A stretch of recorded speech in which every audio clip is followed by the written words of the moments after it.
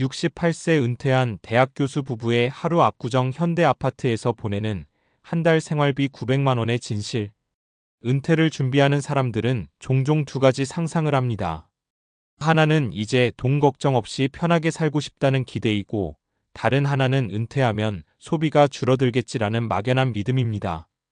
그런데 막상 은퇴한 사람들의 이야기를 들어보면 의외의 고백이 자주 나옵니다. 시간은 많아졌는데 돈은 더 쓴다. 직장 다닐 때보다 생활비 관리가 더 어렵다. 은퇴 후엔 특별한 소비를 안 하는데도 카드값이 줄지 않는다. 특히 평생 전문직이나 교수처럼 일정한 사회적 지위와 생활 수준을 유지해 온 사람들에게 은퇴는 단순히 소득이 멈추는 사건이 아닙니다. 익숙한 삶의 기준을 다시 설계하는 과정에 가깝습니다. 오늘 이야기는 그런 질문에서 시작합니다. 68세 은퇴한 대학 교수 부부가 압구정 현대 아파트에서 한 달 900만 원을 쓰며 사는 살. 과연 사치일까 아니면 현실일까? 놀랍게도 이 이야기는 부유층의 소비 자랑이 아니라 많은 중산층 은퇴자들이 결국 마주하게 되는 생활 수준의 관성에 관한 이야기입니다. 아침 6시 30분 은퇴했지만 여전히 알람은 울린다. 김 교수 가명는 서울의 한 대학에서 30년 넘게 학생들을 가르쳤다. 68세. 정년 퇴임한 지 3년. 아내 역시 교육계에 오래 몸담았다.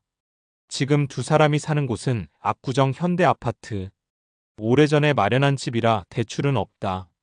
외부에서 보면 이미 경제적 자유를 얻은 부부처럼 보인다. 아침은 생각보다 단순하다. 커피를 내리고 과일을 자르고 신문을 읽는다. 퇴직하면 늦잠 잘 줄 알았는데 오히려 규칙적으로 살게 되더라고요. 8시가 되면 두 사람은 동네를 걷는다.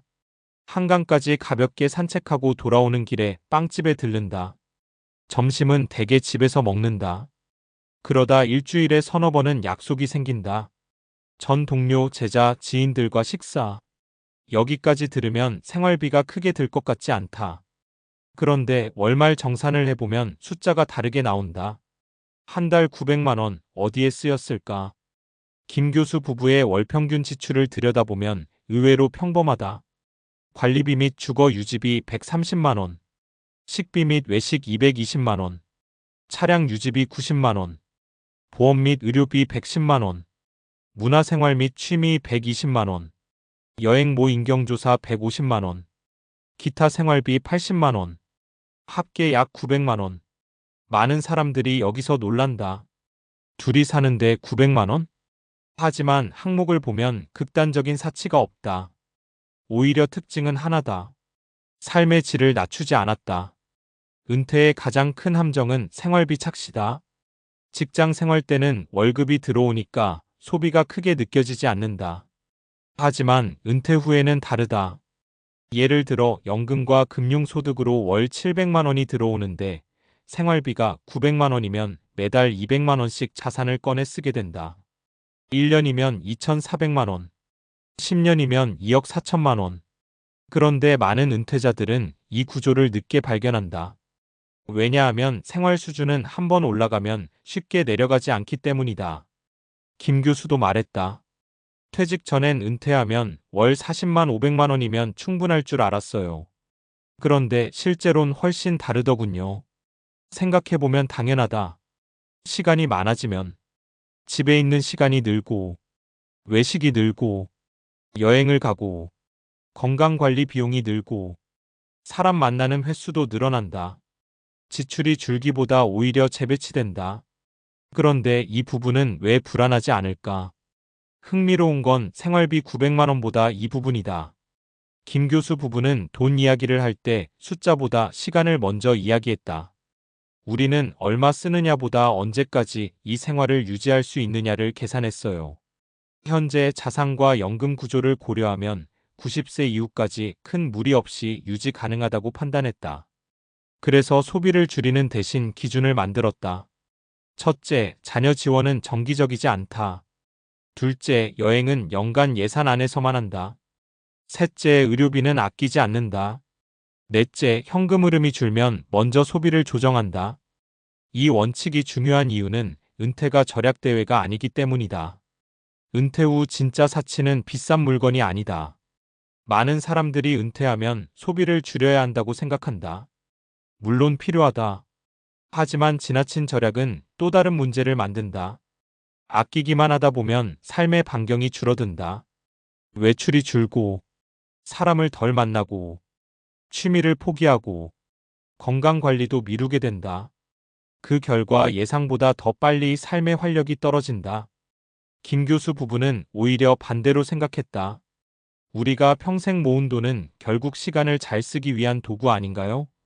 그래서 두 사람은 한 달에 몇 번 공연을 보고 계절마다 짧게 여행을 가고 건강검진은 미루지 않는다. 소비가 아니라 유지비라고 부른다.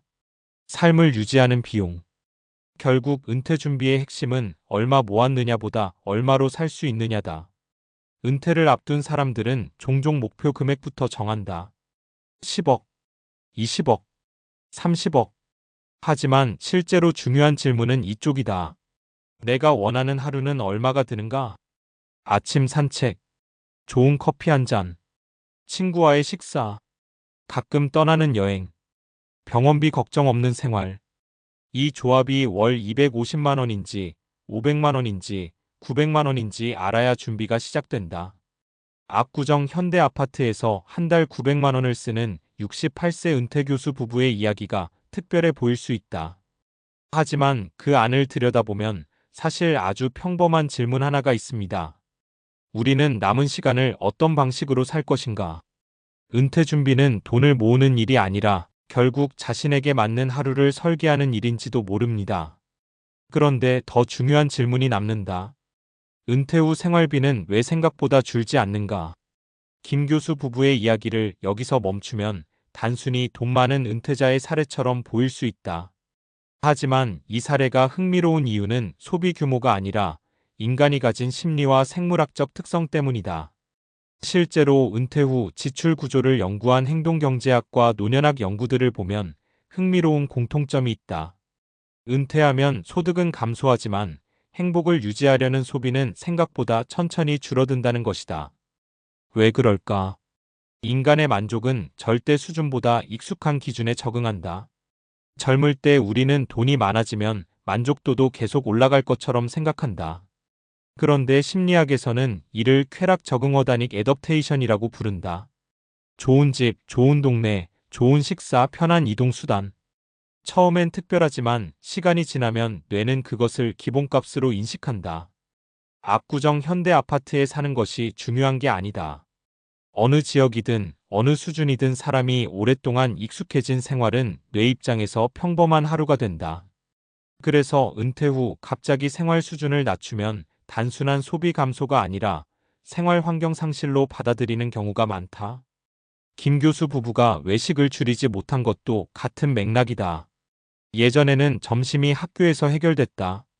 지금은 하루 대부분을 스스로 구성해야 한다. 그러면 자연스럽게 식사와 만남이 하루의 중심이 된다. 시간은 늘어나는데 에너지는 줄어든다. 여기서 은퇴의 역설이 하나 생긴다. 40대는 돈이 부족하고 시간이 없다. 70대는 시간이 많지만 체력과 회복력이 줄어든다. 이때 사람들은 부족한 체력을 돈으로 보완하기 시작한다. 예를 들면 걸어서 갈 거리를 택시로 이동, 집밥보다 외식 비율 증가, 청소정리 서비스 이용, 건강검진 주기 증가, 운동과 재활 비용 증가. 이 현상은 경제학에서 시간 대체 소비 타임 서브스티투션 컨섬푸션로 설명한다. 시간이 많아져도 체력은 무한하지 않다. 그래서 나이가 들수록 돈은 물건보다 편안함과 회복을 사는 방향으로 이동한다. 노화의 핵심은 근육보다 사회적 연결이라는 연구도 있다. 흥미롭게도 장수 연구에서는 소득보다 더 강한 변수가 반복해서 등장한다. 바로 사회적 연결 감소셜 CONNECTDNESS이다. 노년기 건강을 장기간 추적한 연구들을 보면 사람을 자주 만나고 규칙적으로 대화하고 소속감을 가진 사람들이 더 좋은 건강 지표를 보이는 경향이 있다. 그래서 은퇴 후 외식비와 모임비를 무조건 낭비라고 보기도 어렵다. 김 교수 부부는 일주일에 몇 번씩 지인을 만난다. 겉으론 식사비다. 하지만 실제로는 관계 유지 비용이다. 그리고 관계는 노년기에 생각보다 강력한 건강 자산이 된다. 결국 은퇴 설계는 통장이 아니라 에너지 관리에 가깝다. 많은 사람들이 은퇴 자금을 계산할 때 이렇게 묻는다. 몇 억이면 충분합니까? 그런데 실제 은퇴자들의 만족도를 좌우하는 질문은 조금 다르다. 아침에 어디로 걸어갈 것인가? 누구와 점심을 먹을 것인가? 몸이 불편할 때 어떤 선택을 할 것인가? 돈 때문에 포기하고 싶지 않은 것은 무엇인가? 김 교수 부부는 생활비 900만 원을 쓰지만 사실 그 돈의 상당 부분은 소비가 아니라 선택권 유지 비용이다. 원하는 시간에 움직이고 좋아하는 사람을 만나고 건강을 관리하고 삶의 리듬을 지키는 비용. 그래서 은퇴 준비의 마지막 단계는 의외로 숫자가 아니다. 얼마가 필요할까? 다음에는 반드시 어떤 하루를 유지하고 싶은가가 와야 한다. 그리고 그 질문에 답한 사람은 은퇴를 두려워하지 않는다. 왜냐하면 그 사람에게 은퇴는 일이 끝나는 순간이 아니라 비로소 자기 시간을 운영하기 시작하는 시점이 되기 때문이다.